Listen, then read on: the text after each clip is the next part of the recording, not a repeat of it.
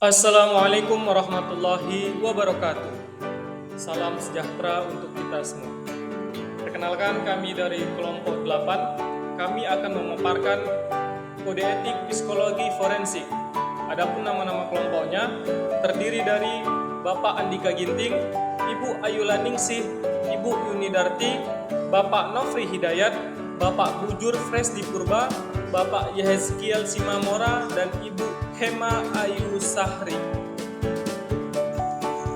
Etika bukan sekedar aturan. Ia adalah fondasi dari praktik profesional, terutama dalam psikologi forensik, di mana keadilan, kepercayaan publik, dan integritas dipertaruhkan. Halo teman-teman, hari ini kita akan belajar tentang apa itu psikologi forensik. Di dalam pasal 56, Psikologi forensik adalah bidang psikologi yang berkaitan dan diaplikasikan dalam sistem hukum, khususnya peradilan pidana. Psikologi forensik memberikan bantuan profesional dalam proses hukum, sementara ilmuwan psikologi forensik melakukan kajian ilmiah terhadap perilaku manusia dalam konteks hukum. Yuk kita lihat infografis 5 peran utama. Menurut Nitzel, terdapat 5 peran utama psikologi forensik, dari evaluasi kompetensi peradilan, autopsi psikologis, hingga hak asuh anak. Semua menuntut ketelitian dan integritas. Kode etik pasal 56, hukum dan komitmen psikologi atau ilmuwan psikologi forensik terhadap kode etik. Psikologi forensik adalah bidang psikologi yang berkaitan dan diaplikasikan dalam bidang hukum, khususnya peradilan pidana.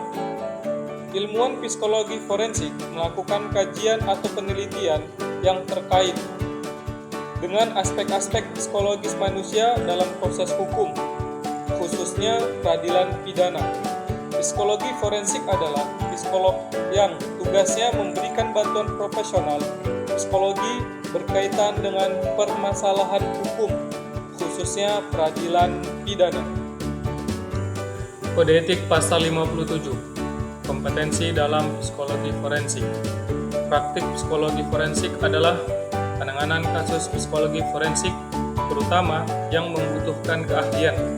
Dalam pemeriksaan psikologis, seseorang yang terlibat kasus peradilan pidana yang bertujuan membantu proses peradilan dalam penegakan kebenaran dan keadilan. Psikolog atau ilmuwan psikologi yang melakukan praktik psikologi forensik harus memiliki kompetensi sesuai dengan standar psikologi forensik, memahami sistem hukum di Indonesia, dan mendasarkan pekerjaannya pada kode etik psikologi. Kode etik pasal 58, tanggung jawab, wewenang, dan hak. Psikolog atau ilmuwan psikologi forensik yang melakukan praktik psikologi forensik sesuai dengan kompetensinya memiliki tanggung jawab membantu proses peradilan pidana dalam kasus yang ditanganinya sehingga tercapainya penegakan kebenaran dan keadilan.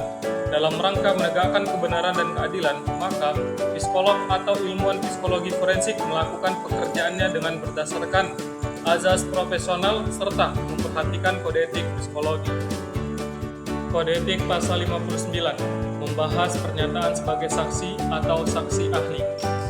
Psikolog dalam memberikan kesaksian sebagai saksi maupun saksi ahli harus bertujuan untuk menegakkan kebenaran dan keadilan, dan dalam menyusun hasil penemuan psikologi forensik atau membuat pernyataan dari karakter psikologi seseorang berdasarkan standar pemeriksaan psikologi. Bila kemungkinan terjadi konflik antar kebutuhan untuk menyampaikan pendapat dan keharusan mengikuti aturan hukum yang ditetapkan dalam kasus pengadilan, psikolog berusaha menyelesaikan konflik ini dengan menunjukkan komitmen terhadap kode etik dan mengambil langkah-langkah untuk mengatasi konflik dengan cara-cara yang bisa diterima. Kode etik pasal 60 membahas peran majemuk profesional psikolog atau ilmuwan psikolog. Psikolog atau ilmuwan psikologi menghindar untuk melakukan peran majemuk dalam hal forensik, apalagi yang dapat menimbulkan konflik. Bila peran majemuk terpaksa dilakukan, misalnya sebagai konsultan atau ahli, serta menjadi saksi di pengadilan, kejelasan masing-masing peran harus ditegaskan sejak awal bagi psikolog atau ilmuwan psikologi, serta pihak-pihak terkait untuk mempertahankan profesionalitas dan objektivitas serta mencegah dan meminimalkan kesalahpahaman pihak-pihak lain sehubungan dengan peran majemuk. Kode etik pasal 61 membahas pernyataan melalui media terkait dengan psikologi forensik. Hanya psikolog yang melakukan pemeriksaan psikologi terhadap kasus hukum yang ditanganinya yang dapat memberikan pernyataan di media tentang kasus tersebut. Psikolog dapat membuat pernyataan di media tentang suatu gejala yang terjadi di masyarakat. Jika ia tidak melakukan pemeriksaan psikologis, maka hal ini harus dinyatakan pada media dan pernyataan yang disampaikan bersifat umum dan didasarkan pada kaidah prinsip psikologi sesuai dengan teori atau aliran yang diikuti. Pernyataan di media harus mempertimbangkan kepentingan masyarakat, hak subjek yang diperiksa seperti azas praduga tak bersalah pada pemeriksaan psikologis pelaku atau hak untuk dipublikasikan dan telah mempertimbangkan batasan kerahasiaan sesuai dengan pasal 24 buku kode etik ini. Dampak pelanggaran kode etik. Pelanggaran kode etik bisa berakibat serius dari sanksi hukum, rusaknya kepercayaan klien, hingga tercorengnya nama baik profesi. Tidak hanya di Indonesia, tapi juga di tingkat internasional. Seperti kasus Dr. Sherly Solihin, yang mana Dr. Sherly Solihin menjadi pengingat nyata. Dugaan pelanggaran terhadap prinsip kerahasiaan menunjukkan bagaimana satu kesalahan bisa berdampak luas, baik bagi individu, institusi, maupun profesi psikologi.